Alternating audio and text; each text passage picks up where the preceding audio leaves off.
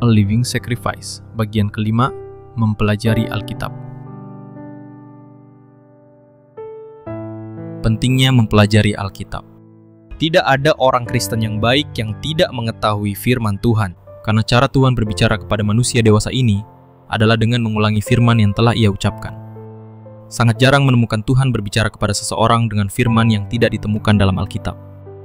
Meskipun kadang-kadang Tuhan berbicara langsung kepada beberapa orang yang telah melangkah jauh bersama Tuhan, namun ucapan-ucapan ini sebagian besar adalah firman yang telah Ia tetapkan dalam kitab suci. Jadi perkataan Tuhan adalah pengulangannya atas apa yang telah Ia katakan sebelumnya. Orang-orang percaya yang masih muda, jika tidak terbiasa dengan apa yang telah Tuhan katakan, akan menimbulkan masalah bagi Tuhan, karena mereka tidak memiliki dasar bagi Tuhan untuk berbicara kepada mereka. Alkitab adalah firman Tuhan. Alkitab menyingkapkan kepada kita semua yang telah Tuhan lakukan bagi kita di masa lalu. Alkitab juga menunjukkan kepada kita bagaimana Tuhan telah menuntun manusia untuk mengenalnya di masa lalu. Untuk mengetahui kekayaan dan kepenuhan penyediaan Tuhan bagi kita harus mempelajari Alkitab. Dan untuk memahami langkah-langkah apa yang akan Tuhan tuntun kita kepadanya, kita juga perlu mempelajari Alkitab.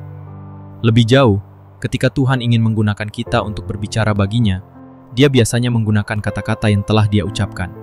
Jika kita tidak mengetahui kata-kata ini, sulit bagi Tuhan untuk berbicara melalui kita. Kita akan menjadi orang yang tidak berguna di hadapannya. Karena itu, kita perlu menyimpan firman Kristus dengan limpah di dalam hati kita, agar kita dapat mendengar kata-kata yang ingin Tuhan sampaikan kepada kita sekarang, dan juga agar kita dapat mengetahui bagaimana Tuhan telah berjalan di masa lalu. Alkitab adalah buku yang besar dan serius. Jika kita menghabiskan seluruh hidup kita untuk mempelajarinya, kita hanya akan menyentuh pinggirannya. Bagaimana orang percaya dapat mengenal firman tanpa meluangkan waktu untuk mempelajarinya? Itu sama sekali tidak mungkin. Jadi, orang muda khususnya harus tekun mempelajari firman Tuhan sehingga ketika mereka mencapai usia setengah baya dan kemudian usia tua, mereka akan memiliki persediaan firman yang limpah untuk kebutuhan mereka sendiri dan orang lain. Siapapun yang ingin mengenal Tuhan harus mempelajari firman Tuhan dengan baik. Setiap orang percaya baru perlu menyadari pentingnya mempelajari firman Tuhan sejak awal kehidupan Kristennya. Saya ingin berterus terang kepada Anda, hanya sedikit orang yang benar-benar mengenal Alkitab. Generasi ini jauh lebih rendah dalam hal mempelajari firman. Kita tidak melihat banyak orang hebat firman seperti 4 atau 5 dekade lalu. Sekarang kita kebanyakan hanya bertemu dengan pembaca yang dangkal. Di mana kita dapat menemukan orang yang telah mempelajari Alkitab secara menyeluruh. Generasi ini sangat tertinggal dalam hal pemahaman akan firman. Kita tidak berbicara tentang kehidupan rohani di sini, melainkan tentang pemahaman. Orang mungkin dapat memperoleh sesuatu yang bersifat renungan dari kitab suci, tetapi sedikit orang dewasa ini yang benar-benar mempelajari Alkitab. Harapan sekarang ada pada orang-orang muda. Kita berharap dalam 5 atau 10 tahun ini akan ada sejumlah orang yang benar-benar mempelajari Alkitab. Ini tidak sesederhana kedengarannya karena membutuhkan banyak waktu. Harus ada dasar yang kuat dalam firman Tuhan. Jika tidak ada yang dapat dibangun. Penjelasan Alkitab yang kita dengar saat ini sama sekali tidak memadai. Kehidupan yang dangkal di gereja seperti itu merupakan aib di hadapan Tuhan. Cara mempelajari Alkitab. Lalu, bagaimana kita seharusnya mempelajari Alkitab? 4 prinsip dasar adalah: A. Menemukan atau menyingkapkan fakta-fakta. B. Menghafalkan firman. C. Menganalisis, menyimpulkan, dan membandingkan firman. D. Menerima pencerahan dari Tuhan. Betapapun beragamnya metode eksternal, prinsip-prinsip dasar mempelajari firman tetap tidak berubah, dan urutan yang diberikan di atas juga harus dipertahankan. Pertama, menemukan fakta, selanjutnya menghafal, lalu menganalisis, dan akhirnya menerima pencerahan. Alkitab mengandung banyak fakta rohani yang bagi mereka yang buta rohani tersembunyi. Jika seseorang menemukan fakta apapun dalam Alkitab, ia telah memiliki separuh terang, dan karenanya telah memenuhi separuh tujuan pembelajaran. Oleh karena itu, sangat penting untuk menemukan fakta. Jika tidak, kita tidak akan dapat menerima pencerahan Tuhan, karena terang Tuhan hanya bersinar pada fakta-fakta dalam firman-Nya. Mengapa Tuhan berbicara dengan cara ini atau cara itu? Melalui analisis, perbandingan, dan deduksi, kita terbuka terhadap pencerahan. Dengan demikian, kita akan diberi makan, dan dengan demikian, kita akan dapat memberi makan orang lain. Jika kita mempelajari Alkitab dengan ceroboh, firman Tuhan akan bocor dan kita tidak akan tahu apa yang ada di dalamnya. Misalnya, gaya gravitasi bumi adalah fakta. Itu adalah hukum universal, tetapi Newton masih menunggu untuk menemukan hukum gravitasi ini. Sebelum zaman Newton, meskipun selama ribuan tahun gaya gravitasi telah ada, hukum itu tetap tidak ditemukan. Suatu hari, Newton sedang beristirahat di bawah pohon apel dan sebuah apel jatuh di kepalanya. Melalui kejadian ini, ia menemukan hukum gravitasi. Pertanyaannya bukanlah apakah ada atau tidak fakta seperti itu. Pertanyaannya hanyalah penemuan fakta itu. Demikian pula, sangat penting untuk dapat menemukan fakta-fakta utama dalam Alkitab. Misalnya, apa yang dikatakan Alkitab dan apa yang tidak dikatakannya sangat penting. Mengapa Alkitab mengatakan hal-hal yang berbeda di tempat yang berbeda? Allah telah melarang satu kata pun dari Alkitab asli diubah. Lalu, mengapa dalam beberapa kasus angka tunggal digunakan, sedangkan dalam kasus lain angka jamak digunakan? Mengapa terkadang tahun-tahun disebutkan dengan jelas dan terkadang banyak tahun yang terlewat begitu saja? Semua ini adalah fakta yang perlu diperhatikan.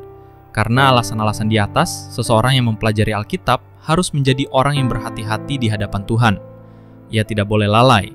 Ia harus menjadi orang yang berpikiran tunggal karena firman Tuhan itu murni. Begitu ia mendengar firman Tuhan, ia harus tahu di mana penekanannya. Namun, banyak orang Kristen membaca firman tanpa mendengar apapun. Mereka tidak menemukan fakta-fakta maupun kunci-kuncinya. 1. Contoh metode perbandingan. Mari kita ambil beberapa ilustrasi sederhana. Di dalam Kristus. Dalam mempelajari firman Tuhan, kita akan melihat bahwa perjanjian baru hanya menggunakan istilah-istilah seperti di dalam Tuhan, di dalam Kristus Yesus, tidak pernah mengatakan di dalam Yesus atau di dalam Yesus Kristus.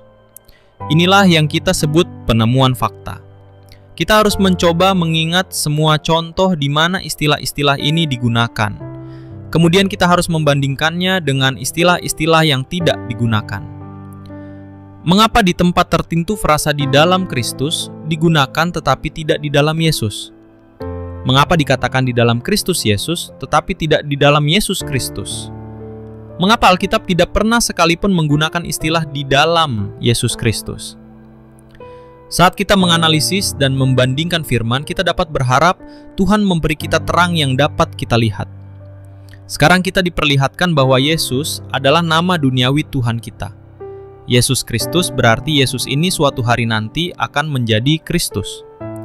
Kristus adalah nama yang diberikan kepadanya setelah kebangkitan dan pengurapannya oleh Tuhan. Jadi seluruh kaum Israel harus tahu dengan pasti bahwa Allah telah membuat Yesus yang kamu salibkan itu menjadi Tuhan dan Kristus. Kisah Para Rasul 2 ayat 36. Karena itu, nama itu adalah nama kebangkitannya. Kemudian dalam kitab Roma, kita menemukan Kristus Yesus yang berarti Kristus hari ini adalah Yesus kemarin. Kristus Yesus telah menjadi namanya sekarang. Istilah Yesus Kristus sangat berbeda dari Kristus Yesus. Kristus sebelumnya adalah Yesus, dan Yesus kemudian akan menjadi Kristus. Kita hanya bisa berada di dalam Kristus, tetapi tidak pernah di dalam Yesus. Kita bisa berada di dalam Tuhan atau di dalam Kristus Yesus, tetapi tidak di dalam Yesus Kristus. Ketika Tuhan kita hidup di bumi, kita tidak bisa berada di dalam Dia. Karena jika kita berada di dalam Dia, kita akan berbagi salibnya dan pekerjaan penebusan. Tidak. Dia sendiri adalah anak tunggal Allah, kita tidak memiliki bagian di dalamnya. Kelahirannya di Bethlehem adalah sesuatu yang tidak dapat kita bagikan. Lalu mengapa kita bisa berada di dalam Kristus? Tetapi oleh Dia kamu berada di dalam Kristus Yesus. 1 Korintus 1 ayat 30. Tidak disebutkan dalam Yesus, tetapi dalam Kristus Yesus. Karena kita dipersatukan secara aktif dengan Dia dalam kebangkitannya setelah Ia mati dan dibangkitkan dari antara orang mati. Di sanalah Allah telah menjadikan Dia Kristus, dan di sanalah Allah telah mempersatukan kita dengan Dia melalui Roh-Nya. Darah dan salib dalam surat Roma.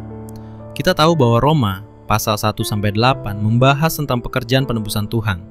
8 pasal ini selanjutnya dibagi menjadi 2 bagian. Pasal 1 sampai ayat 5-11 untuk satu bagian, dan pasal 5 ayat 12 hingga pasal 8 bagian lainnya. Semua orang yang mempelajari Alkitab merasa heran dengan fakta bahwa di bagian pertama salib tidak disebutkan, sedangkan di bagian kedua darah tidak pernah disebutkan. Bagian pertama hanya berbicara tentang darah, tetapi tidak tentang salib. Bagian kedua berfokus pada salib dan bukan pada darah. Setelah mengetahui dan menghafal apa yang telah diucapkan Allah dan apa yang tidak diucapkannya, kita kemudian dapat mulai menganalisis. Pada dasarnya ada dua metode analisis. Yang pertama adalah membedah untuk meneliti lebih cermat. Yang kedua adalah mengumpulkan bersama untuk mendapatkan gambaran yang lebih komprehensif. Ketika kita masing-masing merenungkan Roma 1-8, mungkin dalam waktu 1 jam atau setengah jam kita akan diberikan terang untuk melihat bahwa pengampunan dosa dan pembenaran adalah melalui darah, tetapi pembebasan dari kuasa dosa harus melalui salib. Pembebasan tidak datang dari darah, tetapi dari salib, sedangkan pengampunan tidak datang dari salib, tetapi dari darah. Setelah menghafal ayat-ayat Alkitab yang cukup, seseorang dapat mencoba menganalisisnya di hadapan Tuhan. Ia mungkin tidak dapat memahaminya pada awalnya, tetapi setelah mencoba selama sebulan atau bahkan setengah tahun, ia mungkin diberikan pemahaman. Saya telah menyebutkan sebelumnya bahwa jika seseorang dapat menemukan fakta, ia telah menerima setengah dari terang. Jika seseorang tidak dapat menemukan fakta, itu hanya membuktikan bahwa ia memiliki penyakit mata. Oleh karena itu, kaum muda harus memulai sebagai pembaca yang cermat. Ia adalah orang yang ceroboh yang tidak mencari fakta. Ia tidak akan tahu apa yang telah dikatakan Tuhan atau apa yang tidak dikatakan Tuhan. Bagaimana ini bisa disebut mempelajari firman Tuhan? Ingatlah satu hal, apakah seseorang mampu atau tidak menjadi pelayan firman Tuhan tergantung pada apakah ia dapat menemukan fakta-fakta saat mempelajari Alkitab. Setiap pelayan firman Tuhan harus menjadi orang yang waspada dan akurat. Fakta-fakta itu seperti puncak gunung, menonjol dengan jelas. Hanya orang yang malas, ceroboh, bingung, dan tidak peka yang tidak tahu cara membaca Alkitab, karena mereka tidak dapat menemukan fakta-fakta Tuhan. 2. Contoh metode analitik. Sekarang mari kita beralih dari metode perbandingan ke metode analitis. Sebagai contoh, mari kita gunakan catatan Yohanes tentang pengiriman Roh Kudus. Dalam membaca pasal 14 dan 16, kita menemukan janji Tuhan Yesus. Apakah ada sesuatu yang istimewa dalam janji ini? Pertimbangkan pasal 14 ayat 16-20.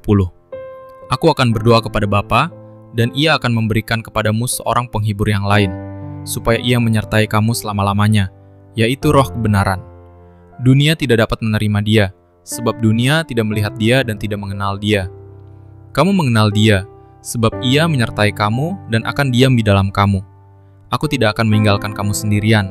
Aku datang kepadamu. Tinggal sesaat lagi, dan dunia tidak akan melihat aku lagi. Tetapi kamu melihat aku, sebab aku hidup dan kamu pun akan hidup. Pada waktu itulah kamu akan tahu bahwa aku di dalam Bapa-Ku, dan kamu di dalam aku, dan aku di dalam kamu. Fakta apakah yang kita temukan di sini? Di bagian pertama dari bagian ini, kita menemukan kata dia. Fakta apakah yang kita temukan di sini? Di bagian pertama dari bagian ini, kita menemukan kata dia, he, atau dia, him digunakan. Di bagian kedua, kata ganti tersebut diubah menjadi saya, I, atau saya, me. Ada pergeseran dari dia, him menjadi saya, me.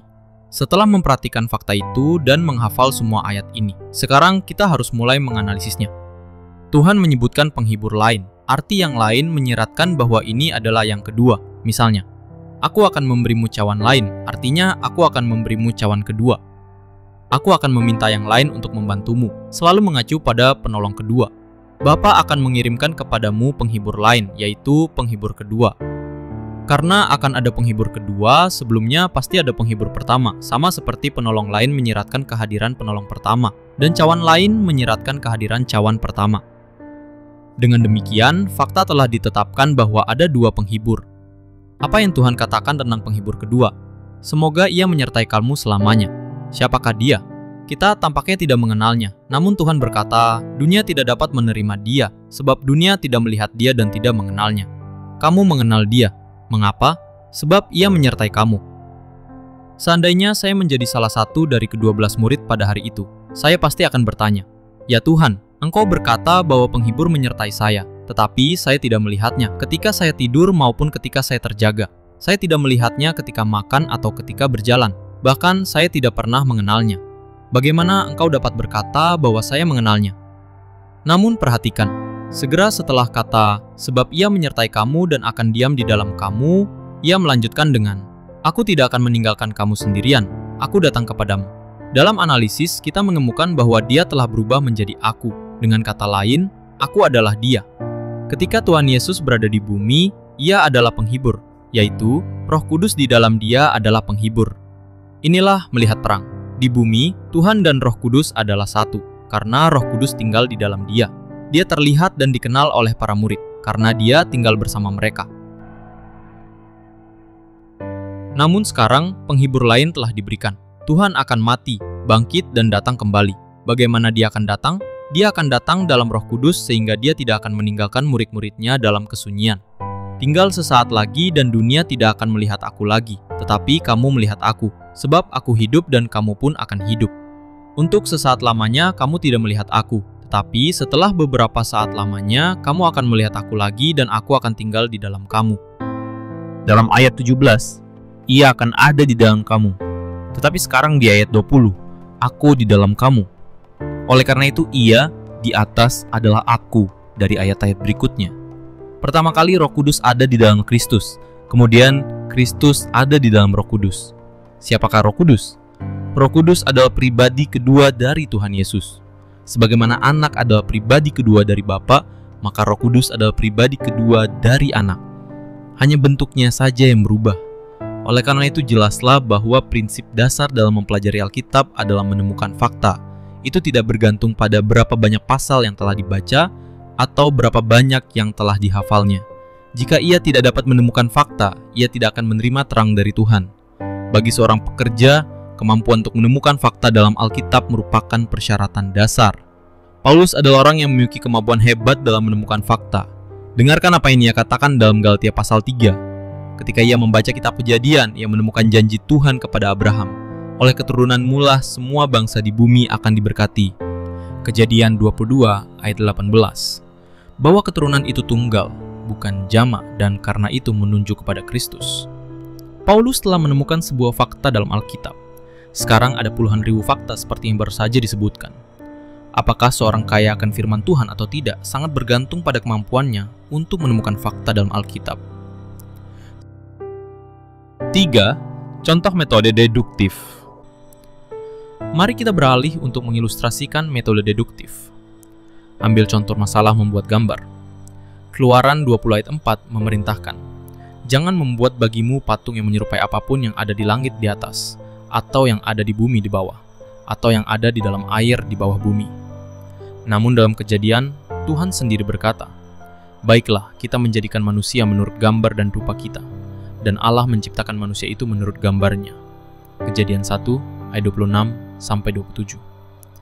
Dalam Keluaran 26, Allah memerintahkan orang Israel untuk membuat tabir dari kain ungu tua, kain ungu muda, kain kirmizi, dan lenan halus yang dipintal benangnya. Haruslah dibuat dengan kerubim, buatan tukang yang ahli. Ayat 31. Kerubim itu menyerupai manusia, dan masing-masing memiliki 4 muka. Wajah manusia, singa, lembu, dan burung Raja Wali. Tabir ini memisahkan ruang Maha Kudus dari ruang Maha Kudus. Setelah mengumpulkan bagian-bagian ini, pertanyaan yang wajar akan muncul. Apakah Allah menentang dirinya sendiri? Di satu sisi, ia memerintahkan untuk tidak membuat patung apapun, dan ia menghakimi Israel karena mereka membuat patung anak lembu emas. Di sisi lain, ia sendiri memerintahkan mereka untuk membuat patung kerubim. Mengapa Alkitab mengizinkan dan melarang pembuatan patung? Mengapa tidak ada patung yang diizinkan kecuali kerubim? Untuk apakah patung titik kerubim? Ini akan membawa kita ke Ibrani. Ibrani 10 ayat 20 menunjukkan bahwa tabir melambangkan tubuh Kristus, yang berarti Tuhan Yesus sendiri. Dengan kata lain, semua gambar adalah berhala kecuali Dia yang adalah gambar Allah. Perhatikan apa yang dikatakan Kejadian 1 ayat 26-27. Ketika keilahian sedang bersidang, diputuskan untuk membuat seorang manusia menurut gambar kita. Namun ketika sampai pada pekerjaan kreatif yang sebenarnya, Allah menciptakan manusia itu menurut gambarnya. Dalam ayat 26, kata itu adalah bentuk jamak kita. Sedangkan dalam ayat 27, kata itu menjadi bentuk tunggal miliknya. Pengalihan dari kata ganti jamak ke bentuk tunggal tersebut merupakan fakta yang harus diperhitungkan. Hal itu menyingkapkan bahwa dalam keilahian, hanya satu pribadi yang memiliki gambar, dan pribadi itu adalah Kristus. Dengan menggabungkan semua bagian ini, kita menyimpulkan bahwa Allah menolak semua gambar kecuali satu gambar, anaknya sendiri. Beberapa pelajar Alkitab yang terkemuka. Catatan editor, dalam membaca bagian ini, perlu diingat bahwa pesan-pesan ini disampaikan pada tahun 1948. Akan tetapi, prinsip-prinsip tersebut masih mempertahankan nilainya, dan dengan demikian pesan tersebut tetap dalam bentuk aslinya. Selama berabad-abad banyak anak Tuhan telah menghabiskan waktu untuk firman Tuhan. Beberapa otak terbaik dari 2000 tahun ini telah terlibat dalam firman Tuhan. Sungguh Tuhan telah memilih pikiran-pikiran peringkat pertama dari dunia ini untuk firman-Nya. Ini adalah bagian dari warisan gereja.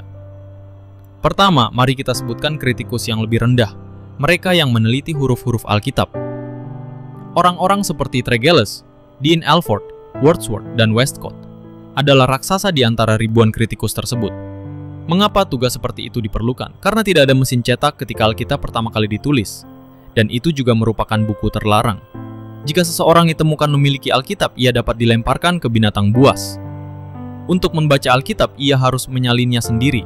Ia hanya dapat menyalin sedikit demi sedikit, dan ia harus menyalin dengan sangat tergesa-gesa agar tidak ditemukan oleh polisi. Dalam keadaan seperti itu, kesalahan dalam penyalinan tidak dapat dihindari. Bahkan dengan penataan huruf saat ini, kesalahan tidak dapat dihindari. Seberapa besar kemungkinan terjadinya kesalahan jika setiap kata harus disalin dengan tangan? Sangat mudah untuk melewatkan satu goresan atau menambahkan satu titik. Orang-orang pada abad pertama menyalin dengan tergesa-gesa, dan orang-orang pada abad-abad berikutnya menyalin dari tangan ke tangan. Saat ini kita memiliki banyak kali manuskrip yang disalin dengan tangan, dengan beberapa variasi huruf. Oleh karena itu, Tuhan telah membangkitkan banyak orang yang menghususkan diri dalam mengkritik huruf-huruf Alkitab. Mereka mengumpulkan banyak manuskrip dan membandingkannya kata demi kata, goresan demi goresan. Ini adalah pekerjaan yang memakan waktu, karena setiap huruf dalam Perjanjian Lama dan Baru harus diverifikasi. Beberapa ahli telah melakukan perjalanan ke beberapa negara, mengunjungi banyak museum hanya untuk memverifikasi satu huruf. Pengabdian mereka seharusnya membuat kita menangis. Mereka adalah para sarjana besar bahasa Ibrani dan Yunani. Mereka menghabiskan seluruh hidup mereka untuk penelitian semacam itu. Betapa kita bersyukur kepada Tuhan karena telah membangkitkan mereka untuk tugas yang sulit ini. Kemudian kita memiliki para penerjemah Alkitab. Banyak orang di seluruh dunia telah menghabiskan banyak waktu untuk menerjemahkan Alkitab dengan saksama.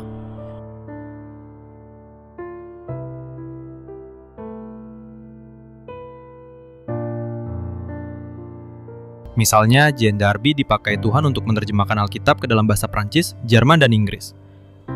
Edisi populer Alkitab berbahasa Mandarin merupakan hasil kerja gabungan sejumlah sarjana. Kadang-kadang hingga 11 jam dihabiskan untuk satu ayat. Berikutnya ada orang-orang yang menulis kamus Alkitab. Tuhan telah mengangkat banyak orang di berbagai negara untuk mempelajari kata-kata, hewan, tumbuhan, binatang buas, dan ternak. Mereka telah memberi kita kamus Alkitab yang sangat membantu kita dalam memahami. Kalau tidak, bagaimana kita bisa tahu apa itu pohon aras dan hisop?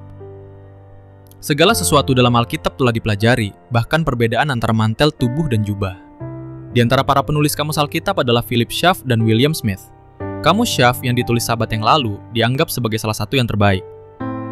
Berikutnya adalah para penyusun konkordansi. Karena Alkitab adalah buku yang sangat besar, tidak mudah bagi kita untuk menemukan ayat tertentu.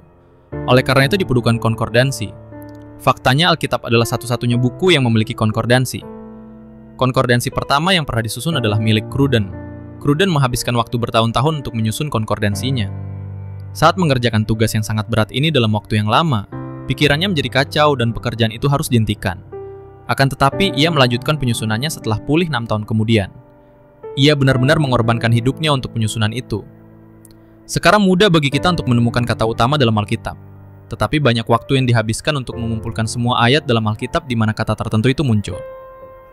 Diperlukan daya ingat yang hampir luar biasa, dan usaha yang sangat tekun untuk menyusun semua kata utama itu secara berurutan. Setelah Cruden, muncul konkordansi Strong, Young, dan Wigram, tetapi semuanya didasarkan pada karya Cruden. Setiap konkordansi memiliki kekhususannya sendiri, dan keempatnya cukup dapat diandalkan. Setelah para penyusun di atas adalah mereka yang melakukan penelitian tentang kronologi Alkitab. Mereka dengan cermat mencoba menghitung tahun-tahun dari penciptaan manusia hingga Kristus. Di antara mereka adalah Uskup Agung Asher dan Philip Mauro. Keajaiban Alkitab adalah bahwa ada ayat-ayat Alkitab yang menghubungkan tanpa gangguan dari penciptaan dunia hingga zaman Kristus. Tuhan telah memelihara kronologi ini dengan memberi kita ayat di sini dan ayat di sana. Kadang-kadang tampaknya seolah-olah beberapa ayat hilang. Namun dengan pencarian yang tekun, kita selalu dapat menemukan mata rantai yang hilang.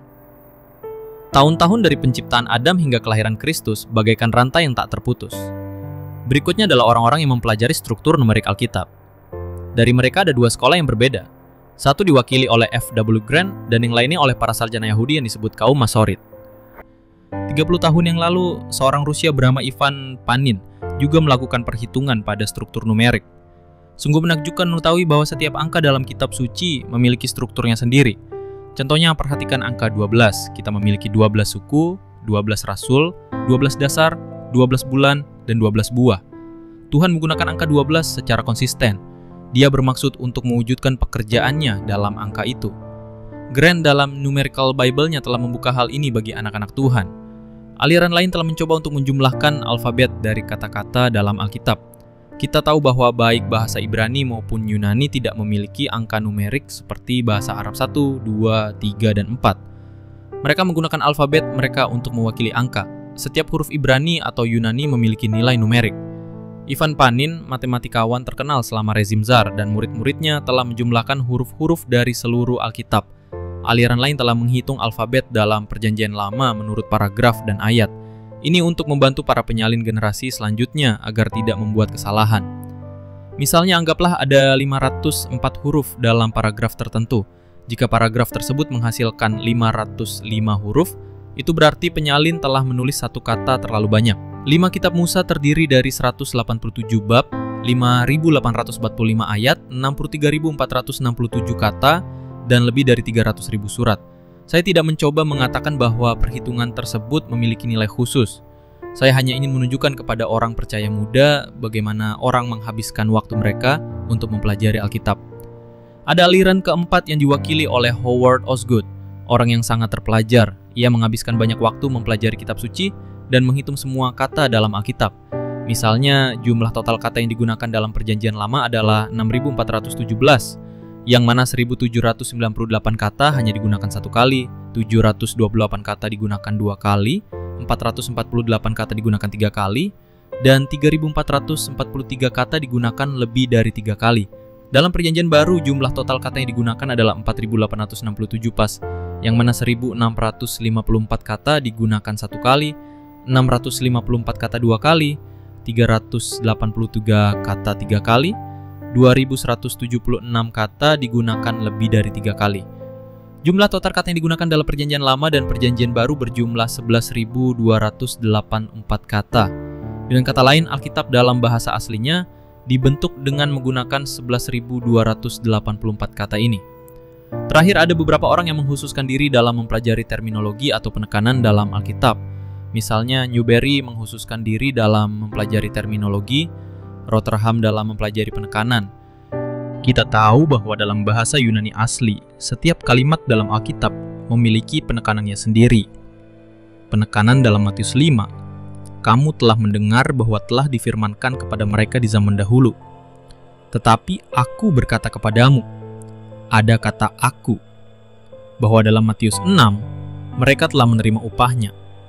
Dan Bapamu yang melihat secara rahasia akan membalasnya kepadamu. Ada kata mereka telah, dan Bapamu akan. Rotherham menghabiskan seluruh hidupnya untuk menemukan penekanan ini. Petunjuk praktis dalam mempelajari Alkitab. Alkitab harus dibaca setiap hari dan berurutan.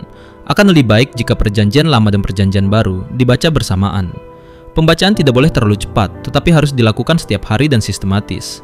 George Muller sebelum meninggal dunia bersyukur kepada Tuhan karena telah memampukannya membaca Alkitab 100 kali. Orang percaya muda harus mengingat berapa kali mereka telah membaca Alkitab.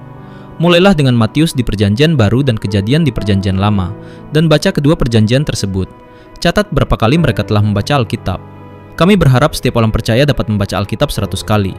Jika seseorang hidup sebagai orang Kristen selama 50 tahun, ia harus membaca Alkitab setidaknya 2 kali setiap tahun, agar dapat mencapai 100 kali. Dalam mempelajari Alkitab, 2 waktu yang berbeda harus ditetapkan, dan 2 Alkitab harus digunakan. Waktu membaca di pagi hari harus disertai dengan doa. Tujuannya adalah untuk membangun kehidupan rohani seseorang. Cukup 3 atau 4 ayat setiap pagi. Doa dengan meditasi harus dicampur dengan pembacaan. Waktu sore dikhususkan untuk mengetahui lebih banyak tentang firman Tuhan. Oleh karena itu, waktu yang lebih lama dapat dihabiskan untuk membaca. Ini juga merupakan waktu untuk mencari tahu fakta-fakta dalam Alkitab. Jika memungkinkan, gunakan 2 Alkitab, 1 untuk pagi hari dan 1 untuk sore hari. Dalam Alkitab pagi, tidak boleh ada yang ditulis di dalamnya, kecuali catatan tanggal-tanggal di mana seseorang telah berurusan khusus dengan Tuhan saat membaca bagian tertentu. Alkitab sore harus mencatat terang yang diterima dalam bacaan. Oleh karena itu, segala sesuatu yang berharga dapat ditulis, dan lingkaran, garis lurus, atau garis berwarna dapat digambar di seluruh halaman. Dengan membaca firman berulang-ulang, secara bertahap pengetahuan kita tentang Alkitab akan meningkat. Jika memungkinkan, cobalah untuk menghafal 1 atau 2 ayat setiap hari. Ini mungkin sulit pada awalnya, tetapi akan sangat membantu nanti.